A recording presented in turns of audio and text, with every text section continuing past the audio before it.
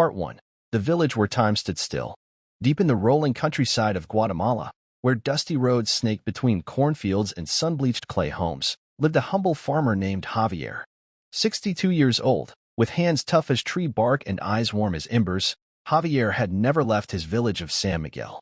He didn't own much, just a goat, a few chickens, and an old radio that still played scratchy salsa tunes, but his heart was full.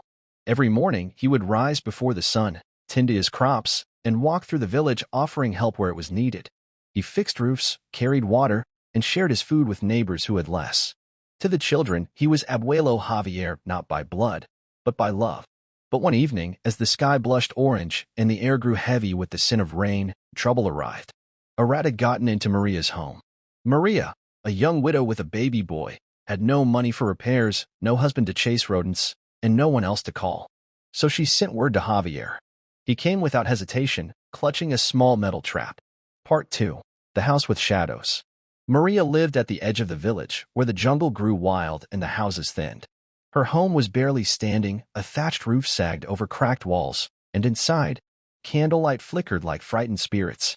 As Javier stepped into the house, Maria's eyes darted toward the back room. "Please, don't go in there," she said suddenly. Javier paused. "Is that where the rat is?" he asked. She nodded, then added, "But the trap, it's not just for the rat." Before he could ask more, a sound came from the back, quick footsteps, followed by a soft cough. Javier's heart dropped. "Who's in there?" he asked gently. Maria looked down at her baby and whispered, "My brother, Emilio. He came back last week. He escaped from a gang in the city. They're looking for him." Part 3. A Choice in the Dark. Javier understood. Gangs recruited young boys from the city, trapping them with promises, then threats. If they tried to leave, they became hunted. Maria's brother was only 17.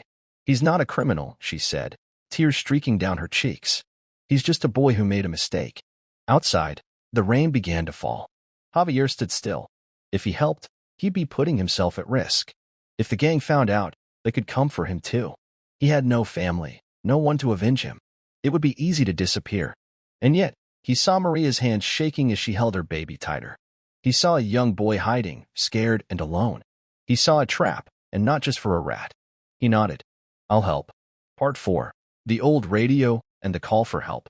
That night, Javier went home and turned on his old radio. Not for music, but to reach someone.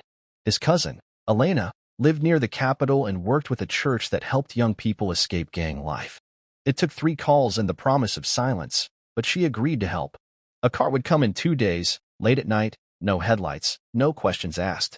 For 2 days, Javier brought food and kept watch. He taught Maria's baby to giggle by making goat noises. He sat with Emilio, told him stories about the village, about cornfields and kindness, about mistakes that didn't have to define a life. And when the car came, dark and silent, he helped the boy climb in and whispered, "This is your second chance. Make it count."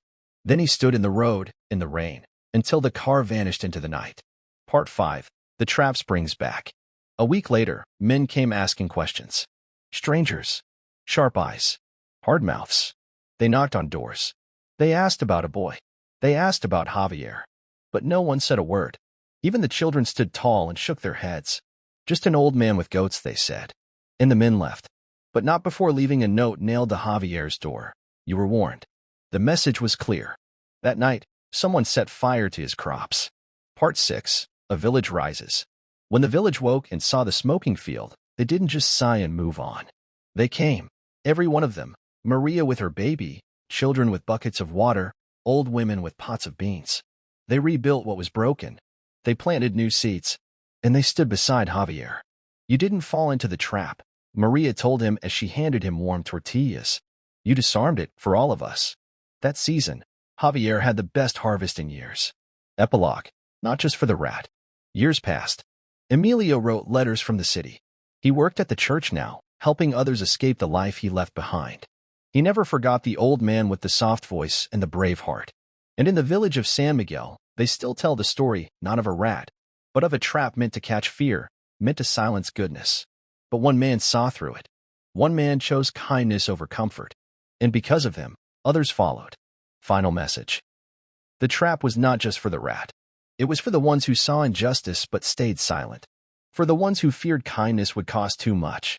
But kindness, when chosen bravely, does more than save one life. It frees a whole village. And maybe, just maybe, the world.